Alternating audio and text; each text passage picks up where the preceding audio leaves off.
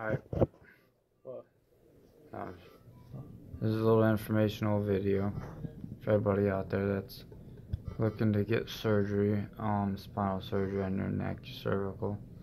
A little background on me. So I've had this condition it's been ongoing for probably 8 years, maybe a little longer. The reason I had to wait so long is because I had inadequate insurance, and it was just my copays were so much money I just couldn't do it. So through the years I guess I would say upgraded myself. Kind of had to go to college to get a better career path and then get better insurance. Anyways, over the years, of my left arm mainly, I've lost muscle mass to my tricep, 90% of it, basically to the point that I can't even lift a 20-ounce Coke bottle over my head. Even like a towel, you get out of the bathtub and you get a towel. So if you try to do your back, dry your back, I couldn't do it with my left arm. I didn't have the strength to pull that towel up. Sounds crazy, and felt like really feel helpless. But that's the only thing that's ever hindered me. This condition hasn't hindered me in any other real ways.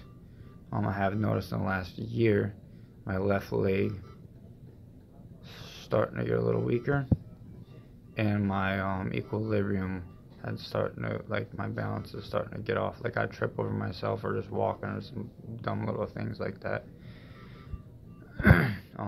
People all calls me clumsy, Anyways, with that being said,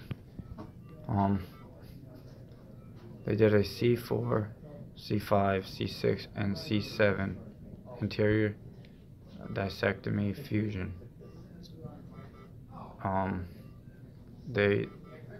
what I was told, they didn't put any plates in on my spine. They didn't, like the stack up had their own plates or something like that. And the swallowing, when I first got out, because you will experience some difficulty swallowing. Mine's really not that bad. I'm able to eat whole foods now, but not like steak or anything like that. There's got to be kind of soft whole foods, like bigger. At first I was eating tomato soup, which was disgusting, and some other little like apple sauces and stuff like that in Jello. I had my surgery on November 26, 2018. Right when I got out of the surgery room, I was unable to really move any of my limbs at all, so it really alarmed me. But with my circumstances, because everybody's are different, mine was just been so long that what happened with mine is that I had all them discs that I was talking to you about, 4 through 7, were putting pressure on my spinal cord. So I do have permanent damage to my spinal cord. It's not significant, but there is some there. So my symptoms could be different than somebody else's. So if you're going for surgery, don't let it scare you, because I've had it for years. But I will say that after surgery, the night when I got out of surgery, that same day, I was laying in bed, and then on my arm, because my biceps started shrinking my muscle. I started losing a lot of strength in there. So thank God I got this surgery before I lost my bicep, because then my whole left arm would almost be worthless. So I'm an aircraft mechanic, so I kind of need that arm, right? So anyways, but when I was in bed, it felt like a hot, sharp, like a really, really hot, knife going through my arm, like my bicep all the way down to my forearm, and it hurt so bad. And then on top of that hot pain, felt like I was getting stomped, that my arm was getting stomped on like Charlie horse, like the worst Charlie horse you could ever imagine.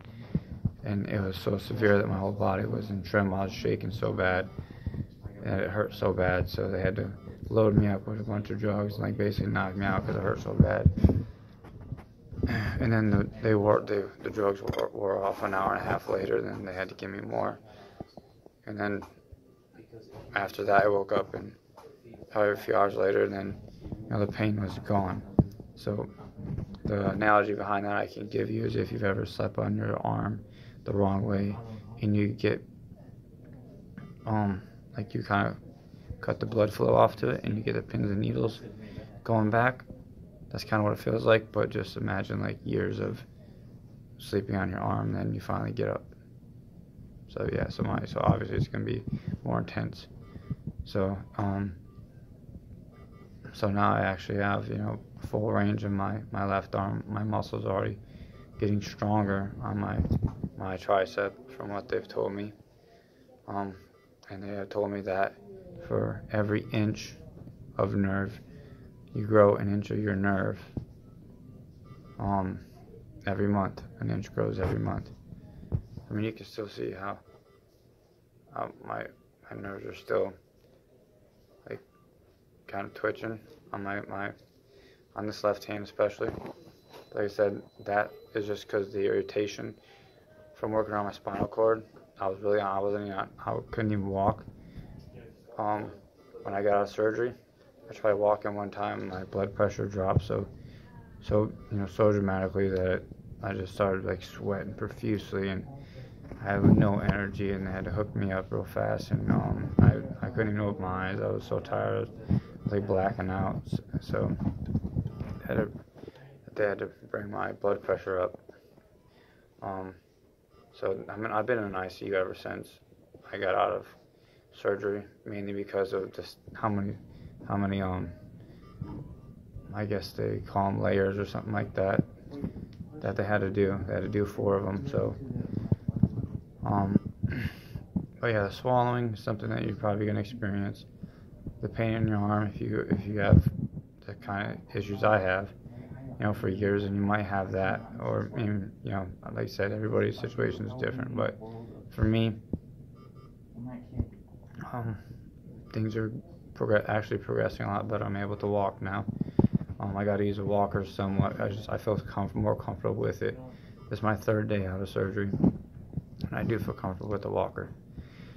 But I can probably not use one, but I'd rather have it there than not there, because a fall would not be good right now for me. So this surgery that I did, there's another surgery. It's a stage 2, and the stage 2 is where they go in behind your neck, cut all your lamina bone, and cut your neck muscles. But with that surgery, you will have chronic pain for the rest of your life. It could be very minuscule, or it could be really bad, because your neck muscles have got to grow back. So I've always been proud of myself on not taking any kind of painkillers throughout my whole life. I've actually had to get different doctors before, because they've always wanted me to do pain pills. They get mad at me if I tell them no. So I've switched doctors before because I don't believe in it. My analogy behind it is, if you take one pill, you get a side effect. You got another pill and another one. So I just refuse to take pain medication. So even if I had to get this surgery, this other surgery, stage 2, I probably wouldn't do it, because I don't want to be dependent of medication and narcotics to keep me to be able to live a normal life. The only way I'd have to get that surgery is if anything starts decreasing, or I start losing function of any of my limbs. So far everything has been progressing very, very well, way above what they expected. So I think this should be it for me. I'm praying. So if, like I said, if you guys are out there and trying to get the same surgery, I can recommend one. I live in Georgia, but I've always lived in Florida. So Trinity Hospital in Odessa, Florida is where I got mine at. And I got it with the Dr. Siddiqui, very good surgeon. He does sports medicine. It's his office is MD staff. So I'm not a spokesperson or anything of him, but I'm just giving him props, because I do feel a lot better than I did prior to me coming in. Yeah, when you get out of surgery, I've heard a lot of other videos and testimonies. People say, I feel 100% fine. you know, feel way better. Not me when I got out. Like I said, everybody's situations are different, so mine hurt when I got out because my arm was the main thing, and then not being able to walk, I was super scared. Because like I said, before all this, I was able to run 5Ks and, you know, jog and, you know, still do. I just couldn't do a whole lot of working out, like with like free weights and stuff. I was able to, you know, ride bikes, do whatever, but